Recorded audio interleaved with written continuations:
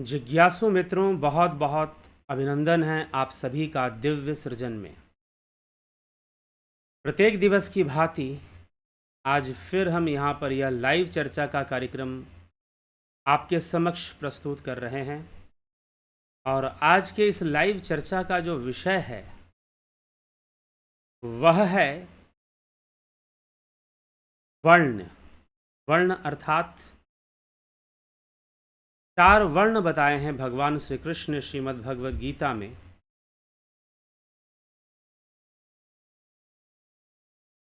ब्राह्मण, क्षत्रिय, वैश्य और शूद्र। लेकिन इनका जो विभाजन है उसका आधार क्या है? उसका आधार क्या है? ब्राह्मण के घर में जो जन्म लेगा वो ब्राह्मण होगा, क्षत्रिय के घर में जो जन्म लेगा क्षत्रिय होगा। जी नहीं, इसका आधार ये नहीं है। भगवान श्री कृष्ण त्रिगुणी व्यवस्था, 3 गुणों की व्यवस्था की चर्चा करते हैं और कहते हैं कि इस संसार में ऐसा कुछ भी नहीं है जो इन 3 गुणों से परे हो, 3 गुणों की बाउंड्री को क्रॉस कर रहा हो। सिर्फ योगी का ध्यान है, सिर्फ अपने योगी अपने ध्यान समाधि से 3 गुणों को क्रॉस कर सकता है। दूसरा, इस भावनात्मक जगत में हम जितने भी भावनाएं करते हैं, अभी किसी ने मुझसे पूछा कि यदि हम ब्रह्म की भावना करते हैं तो क्या वो 3 गुणों से परे नहीं होगा? जी नहीं, वह सतोगुणी भावना होगी, क्योंकि आपने ब्रह्म की भावना की है, आपने ब्रह्म का ध्यान नहीं किया। जब आप ध्यान के मार्ग पर जाओगे और ध्यान में समाधि में स्थित हो जाओगे, ब्रह्म में एकाग्र हो जाओगे, तो जाकर वहां पर 3 गुणों से आप परे जाओगे। लेकिन जब भी, इसीलिए आदि गुरु शंकराचार्य ने कहा कि आप ये मत पूछो कि ब्रह्म क्या है, ये पूछो कि ब्रह्म क्या नहीं है। क्यों ऐसा कहा? ऐसा क्यों कहा गया कि ब्रह्म क्यों नहीं, क्या नहीं है? क्योंकि आप जो भी पूछोगे या जो भी चर्चा करोगे वो सब इस भावनात्मक जगत में करोगे, और जब भी इस भावनात्मक जगत में कोई भी चर्चा होगी तो वो 3 गुणों के वशीभूत ही होगी, क्योंकि वहां पर मन और बुद्धि का प्रयोग होगा, और जहां मन और बुद्धि का प्रयोग होगा वहां 3 गुण तो होंगे ही होंगे। हाँ, अगर आप ब्रह्म की भावना करते हैं तो हम उसे सतोगुण कहेंगे, सात्विक गुण कहेंगे। बस इतना सा ही फर्क है, इतना सा ही अंतर है। तो यह बात हमें विचार करने योग्य है, यह सोचने योग्य है, यह समझने योग्य है। तो इसीलिए अब भगवान आगे जो कहते हैं कि इन्हीं 3 गुणों से ही तो सब कुछ हुआ है, बना है, और इन्हीं 3 गुणों से यह वर्ण भी बनता है। अगर 3 गुणों से बनता है तो जिसके ऊपर जो गुण हावी होगा वो वैसा हो जाएगा। तो सबके ऊपर वैसे। अब एक बात है कि अगर आप ये मानना चाहते हो कि नहीं, हम तो जन्म से ही मानते हैं, तो आपको गीता झूठी माननी पड़ेगी। आप मानो कि ये बात भगवान कृष्ण ने गलत लिखी है, या तो फिर कोई ऐसे महात्मा पैदा हो, जैसे आजकल हनुमान चालीसा बदला जा रहा है और बहुत सारी चीज़ें बदलाव की जा रही हैं, तो भाई कि नहीं नहीं ये गलत लिखा है, इसको बदलिए। लेकिन फिर सनातन को परिभाषित कैसे करोगे?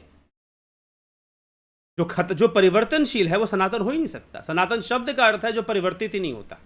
तो सिर्फ मुंह से बोलने से नहीं हो जाएगा ना, प्रैक्टिकली वो चीज घटनी भी चाहिए। हाँ, मुंह से बोलने से राजनीति चल जाएगी, लेकिन जीवन का जो सत्य है ना वो प्रैक्टिकल से ही तो चलेगा। जीवन का जो सत्य है वो प्रैक्टिकल से ही चलेगा।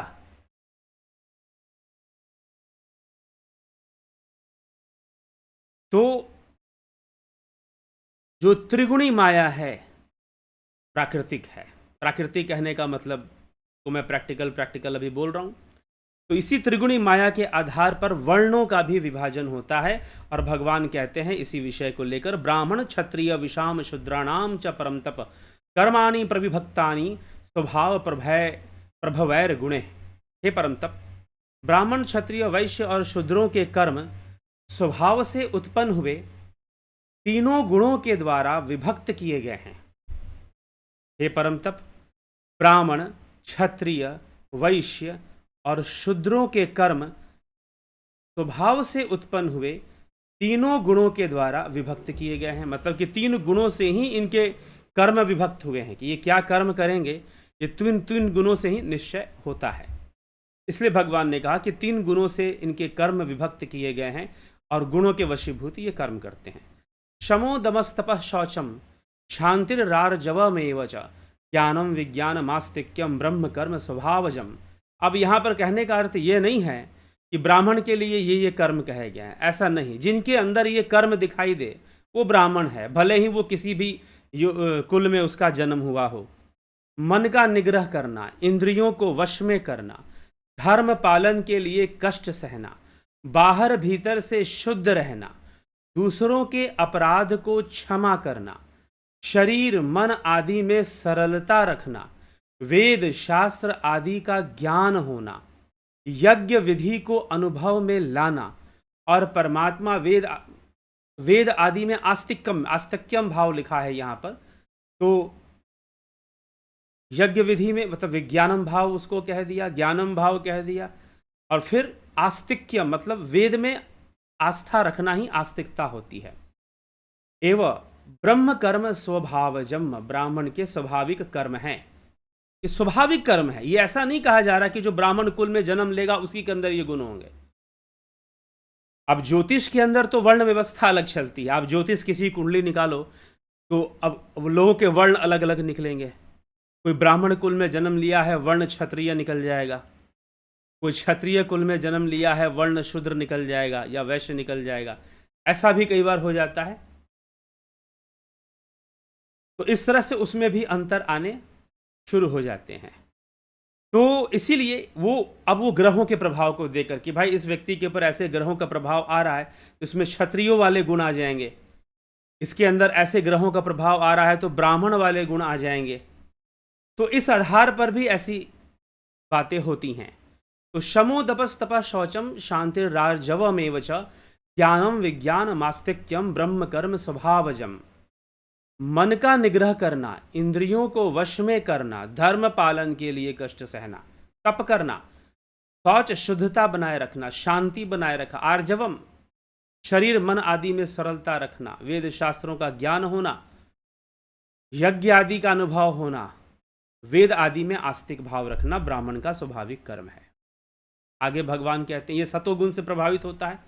शौर्यम तेजो धृतिर्दाक्ष्यम युद्धे चापे पलायनम दानमीश्वर भावश्च छात्रम कर्म स्वभावजम। शौर्यम तेज धृति दाक्ष्यम, शूरवीरता तेज धैर्य,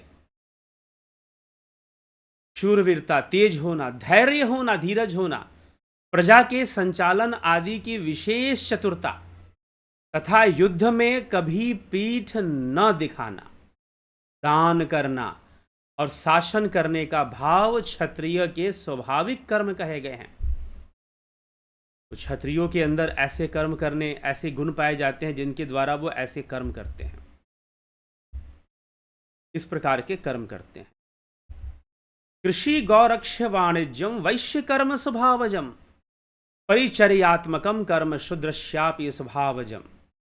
खेती करना और गायों की रक्षा करना और व्यापार करना यह वैश्य का स्वाभाविक कर्म है। 3 कर्म बताए भगवान ने, खेती करना, गायों की रक्षा करना। अब एक गौ रक्षा जो है यह वैश्य के लिए क्यों बताया गया? इसलिए बताया गया क्योंकि गौ पालन और दुग्ध का जो व्यापार था,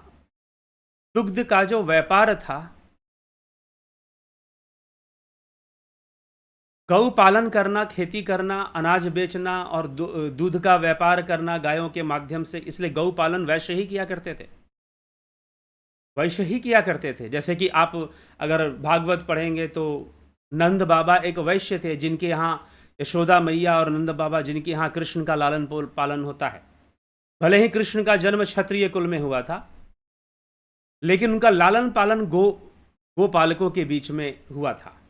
तो खेती करना, गायों की रक्षा करना, व्यापार करना, यह सब स्वाभाविक वैश्य कर्म है।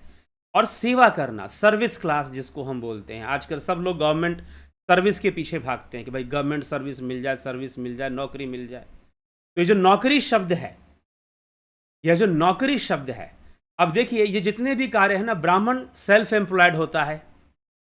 अभी का वो छोड़ दीजिए, अभी के ज़माना नहीं, पीछे के हिसाब से देखें तो ब्राह्मण सेल्फ एम्प्लॉयड होता है, क्षत्रिय भी ऑलमोस्ट आप मानिए कि सेल्फ एम्प्लॉयड ही है, वो अपना ही कार्य कर रहा है कि भाई उसे शासन करना है, युद्ध जीतना है और शासन करना है और प्रजा की रक्षा करनी है, जनता की सेवा करनी है, धर्म की रक्षा करनी है, तलवार से भी करनी है और शास्त्र से भी, शस्त्र शास्त्र दोनों से करनी है क्षत्रिय को। तो वो अपना उस तरह से अपना कर्म कर रहा है। एक वैश्य है, व्यापार करेगा और वो जो है सेल्फ एम्प्लॉयड होगा एक तरह से कह लीजिए। लेकिन जो शूद्र है वो नौकरी करेगा। तो आजकल नौकरी करने वाली जो बिरादरी है, अपने आप लगभग उससे मिलती जुलती चर्चा यहाँ पर हो जाएगी कि चारों वर्णों में जो शूद्र का स्वाभाविक कर्म सेवा करना है, सर्विस देना है, सर्विस प्रोवाइड करना है। ठीक है, आजकल लोग सर्विस ढूंढते हैं ना, कौन सी सर्विस करते हो भैया, गवर्नमेंट सर्विस करते हो कि प्राइवेट सर्विस करते हो? भाई कहीं ना कहीं सर्विस, नौकरी ही तो कर रहे हो, तुम्हारी अपनी कंपनी थोड़ी ना है, तुम वहां जाकर नौकरी ही तो कर रहे हो, और क्या कर रहे हो? तो जब आप सर्विस प्रोवाइड कर रहे हैं, जब आप सेवा दे रहे हैं, जब आप नौकरी कर रहे हैं वहां पर और उसके बदले में आप पेमेंट ले रहे हैं, तो यह शूद्र कर्म कहलाएगा। तो चारों वर्णों की सेवा करना शूद्र का भी, चारों वर्णों की सेवा करना, क्योंकि इनके पास काम है, ठीक है, और ये गए हैं नौकरी करने के लिए, तो जो नौकरी करने के लिए गया उसके लिए वो शूद्र कर्म हो गया। तो इसीलिए हाँ, लेकिन तीनों ही ये वर्ण माने जाते हैं, वर्ण के अंदर माने जाते हैं, और क्षमा करें, चारों के चारों ही वर्ण के अंदर माने जाते हैं, और चारों के चारों ऋषियों की संतान माने जाते हैं, अगर हम गोत्र व्यवस्था में अगर हम जाएं तो। लेकिन जो है ये सारे गुण आ कहां से रहे हैं? सारे गुण आ कहां से रहे हैं? तो यह त्रिगुणी प्रकृति से आ रहे हैं, ये सारे के सारे गुण त्रिगुणी प्रकृति से आ रहे हैं, ये ध्यान रखिएगा। तो खेती करना, गायों की रक्षा करना, व्यापार करना वैश्य के स्वाभाविक कर्म हैं, और चारों वर्णों की सेवा करना यह शूद्र का भी स्वाभाविक कर्म है। तो वह सर्विस के लिए जाता है और नौकरी मांगता है, जैसे कि वर्तमान में बहुत सारे लोग नौकरी की खोज करते हैं। तो आगे जब हम बढ़ते हैं तो भगवान श्री कृष्ण इसी विषय को और बृहत रूप से समझाते हैं। एक बात इसमें समझ लेने की बात है, ये सब प्राकृतिक रूप से है। यहाँ पर यह मान्यता नहीं दी जा रही है कि भाई नहीं, यहाँ पर यह मान्यता नहीं कि फलाने कुल में जन्म लेगा तो फलानी जाति का हो जाएगा या फलाने वर्ण का हो जाएगा, नहीं, बल्कि उसके कर्म कैसे होंगे उसी के अनुसार वो वर्ण का होगा। और इस संसार में 4 प्रकार के लोग होते हैं, 4 प्रकार के लोग होते हैं जो अपनी प्राकृतिक रूप से, जो ब्राह्मण कर्म की ओर चले जाते हैं, साधना के मार्ग पर चले जाएंगे, योग के मार्ग पर चले जाएंगे, अध्यात्म के मार्ग पर चले जाएंगे। तभी तो बहुत सारे लोग आश्रमों में जाते हैं, योग करना चाहते हैं, अपने जीवन का कल्याण करना चाहते हैं, मोक्ष प्राप्त करना चाहते हैं। बहुत सारे लोग हैं जो अध्यात्म के मार्ग पर चल पड़ते हैं, भारी संख्या है इनकी, तो वो ब्राह्मण कर्म की ओर चल पड़ते हैं। प्राकृतिक रूप से ऐसे लोग होते हैं। कुछ लोग कहते हैं कि नहीं, ये बनाया गया, हाँ ठीक है, बाद में हो सकता है कि इसके साथ खिलवाड़ की गई, कुछ ऐसी व्यवस्था बना दी गई, जबरदस्ती के नियम थोपे गए हों, ऐसा हो सकता है। इसमें कोई मतभेद वाली बात या कोई वो बात नहीं कि ऐसा नहीं हुआ होगा, लेकिन भगवान यहां पर इसे प्राकृतिक रूप से बता रहे हैं कि प्राकृतिक रूप से ऐसे लोग होते हैं। ब्राह्मण वर्ण के लोग अपना कर्म वो चुन लेंगे, क्योंकि प्रकृति उनको उस दिशा में ले जाएगी, प्रकृति उनको उस दिशा में ले जाएगी। अगर उनके द्वारा ब्राह्मण कर्म होना है तो उसी दिशा में ले जाएगी। विश्वामित्र का जन्म क्षत्रिय कुल में हुआ था, 4 भाई थे विश्वामित्र, और उनमें से एक ब्राह्मण बने, एक क्षत्रिय बने, एक वैश्य बने, एक शूद्र बने, ऐसे कहा जाता है। तो विश्वामित्र भले ही क्षत्रिय कुल में जन्म लिए थे, लेकिन वो चल पड़े ब्राह्मण कर्म की ओर, वो चल पड़े ब्राह्मण कर्म की ओर। तो ब्राह्मण कर्म की ओर जाने से वो ब्राह्मण कर्म करेंगे, और फिर हो सकता है कि जन्म ब्राह्मण कुल में हो लेकिन क्षत्रिय कर्म की ओर चल पड़े, ऐसा भी हो सकता है। और हो सकता है कि शूद्र कुल में जन्म हुआ हो और जो है वो क्षत्रिय कर्म की ओर चल पड़े, क्षत्रिय वर्ण की ओर चल पड़े, ऐसा भी हो सकता है। स्वे स्वे कर्मण्यभिरता संसिद्धिम लभते नर स्वकर्म निरता सिद्धिम यथा विन्दति तक्षणु। अपने अपने कर्म में प्रीतिपूर्वक लगा हुआ मनुष्य सम्यक सिद्धि को प्राप्त कर लेता है।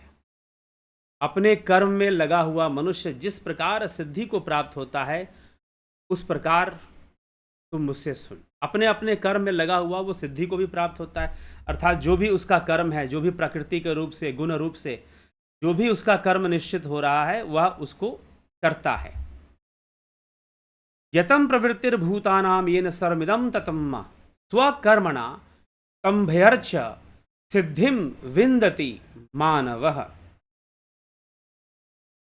मानवः, जिस तत्व से संपूर्ण प्राणियों की प्रवृत्ति हुई है, वह ब्रह्म तत्व प्रवृत्ति हुई है, जिससे यह संपूर्ण संसार व्याप्त है, उस तत्व का अपने कर्मों के द्वारा ध्यान करके मनुष्य मात्र सिद्धि को प्राप्त होता है। उसकी अर्चना करके वह सिद्धि को प्राप्त होता है।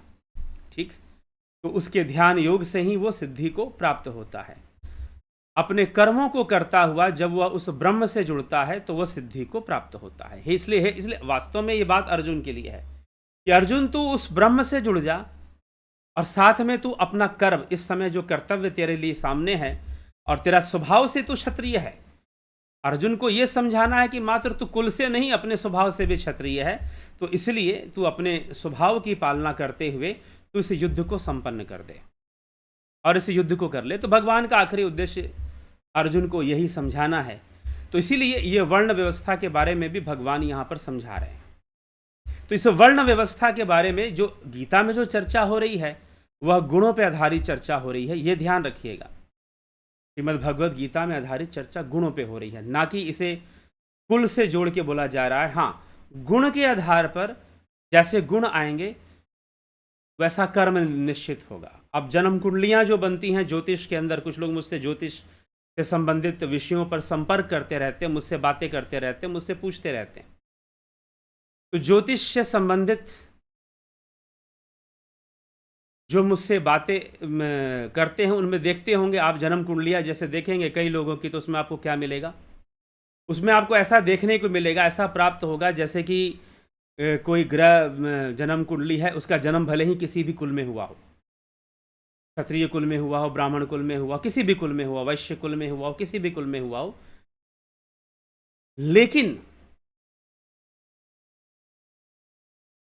लेकिन जो है उसका वर्ण वहां पर जन्म कुंडली के अंदर कुछ और वर्ण निकल आएगा। उसके ऊपर वैसे ग्रहों का प्रभाव होगा तो वैसा वर्ण बताया जाएगा, उसके अनुकूल उसका वर्ण निश्चित किया जाएगा, जैसी राशि आदि नक्षत्र आदि होंगे।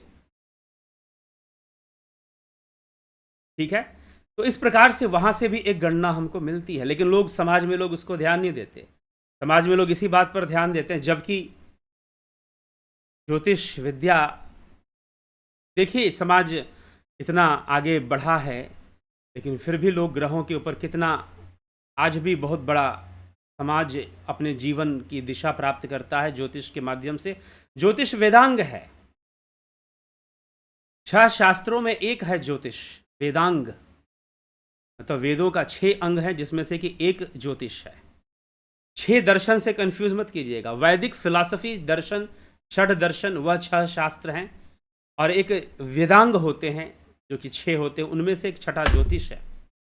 ज्योतिष को वेदों का नेत्र भी कहते हैं, लेकिन आज मनुष्य भला उस वर्ण को कहाँ स्वीकार करता है जो आपकी जन्म कुंडली से प्राप्त हो रहा हो या ज्योतिष के माध्यम से प्राप्त हो रहा हो। तो सारी राजनीति तो चलती है कि भाई आप जिस परिवार में जन्म लिए हैं वो आपकी जाति है, और राज्य के लोग जातीय गणनाएं भी करवाते रहते हैं। ऐसी चीज़ें हैं देश के अंदर जो बहुत स्वस्थ नहीं है, जो बहुत अच्छी बात नहीं है, जो मानव समाज के लिए बहुत ठीक नहीं है। इस तरह की चीज़ें राजनीति में होना दुर्भाग्यपूर्ण है कि इस देश में ऐसी जातिवाद की राजनीति चलती है। तो इसीलिए चलिए वर्ण व्यवस्था को हम समझे। भगवान ने कहा कि 3 गुणों के कारण, प्राकृतिक रूप से 3 गुणों के कारण 4 प्रकार के लोग होते हैं, ब्राह्मण, क्षत्रिय, वैश्य और शूद्र। ब्राह्मण सतोगुण है, क्षत्रिय रजोगुण है, और वैश्य जो है वह मिश्रित गुणों को लेकर रहता है। जी हाँ, मिश्रित गुणों को लेकर रहता है। जिसके अंदर भी मिश्रित गुण होंगे ना, उसके अंदर वैश्य की प्रवृत्ति आ जाएगी। तो मिश्रित गुणों को लेकर रहता है, लेकिन उसमें भी मुख्य है रजोगुण और सतोगुण। रजोगुण और सतोगुण का मुख्य, लेकिन उसमें फिर तीसरा गुण भी थोड़ा मिक्स सतोगुण भी हो सकता है। तो मिश्रित गुणों को लेकर चलने वाला वैश्य होता है, और शूद्र तमोगुण को लेकर चलने वाले होते हैं, जो कि नौकरी ढूंढते हैं, पेमेंट लेते हैं, एंजॉय करते हैं, खाते हैं, पीते हैं, ठीक ना। तो ऐसे भी लोग भी होते हैं। तो चलिए ठीक है, अब इसमें अपने ऊपर व्यक्तिगत रूप से मत लीजिएगा। यह जो है, यह श्रीमद् भगवद गीता में जो व्याख्या चल रही है वो गुणों के आधार पर चल रही है। प्रकृति के 3 गुण हैं, उन 3 गुणों के आधार पर यह वर्ण है, ब्राह्मण, क्षत्रिय, वैश्य और शूद्र। ठीक है, ब्राह्मण, क्षत्रिय, वैश्य और शूद्र, उन 3 गुणों के आधार पर लोगों के अंदर ऐसे ऐसे, और वो डिवाइड होते चले जाते हैं, वो अपने अपने क्षेत्र को पकड़ लेंगे। कहते हैं कि जैसे बताया जाता है कि 40 की उम्र होते होते सारे ग्रह परिपक्व हो जाते हैं, तो उसके बाद वो अपने अपने क्षेत्र को पकड़ लेते हैं, अपने अपने क्षेत्र को, मतलब कि जिसका जैसा जिसके ऊपर जो गुण हावी होगा वो क्षेत्र वो पकड़ना शुरू कर देगा। तो इसलिए जिसके ऊपर सतोगुण हावी होगा वो ब्राह्मण क्षेत्र में, ब्राह्मण कर्म में लगना शुरू कर देगा। जिसके अंदर अत्यधिक रजोगुण और तमोगुण का भी मिश्रण अगर हो गया तो वह राजनीति की ओर प्रेरित होना शुरू हो जाएगा। और जिसके अंदर बहुत मिश्रित गुण पाए जाएंगे तो वो क्या करेगा, वैश्य की ओर आकर्षित होना शुरू हो जाएगा, वैश्य कर्म की ओर। और जो तमोगुण से प्रभावित वो निश्चय ही शूद्र कर्म की ओर, अर्थात की सर्विस सेक्टर की ओर जाने की कोशिश करेंगे कि हमारी सैलरी हैंडसम हो, हम नौकरी करेंगे, अच्छा तनख्वाह मिलेगा और हम फिर अपना खा पी कर अपना अच्छे से मस्त रहेंगे। तो ऐसी सोच वाले भी लोग हैं। तो इस तरह से ये जैसी सोच होगी, जिनको जगत कल्याण की चिंता होगी, जिनको मोक्ष की चिंता होगी, जिनको जीवन को समझने की चिंता होगी, वो अपने आप योग के मार्ग पर ब्राह्मण की ओर, सतोगुण की ओर आगे बढ़ना शुरू कर देंगे। ठीक है, तो ये सब बातें हमें समझनी चाहिए। ये अपने अपने प्रवृत्ति से आना शुरू हो जाता है। तो ऐसी वृत्तियां जैसी हावी होती हैं, गुण जैसे हावी होते हैं, वैसे वैसे क्षेत्र लोग पकड़ना शुरू कर देते हैं। तो ये सारी की सारी बातें, ये वर्ण का निश्चय इस प्रकार से होता है। तो चलिए,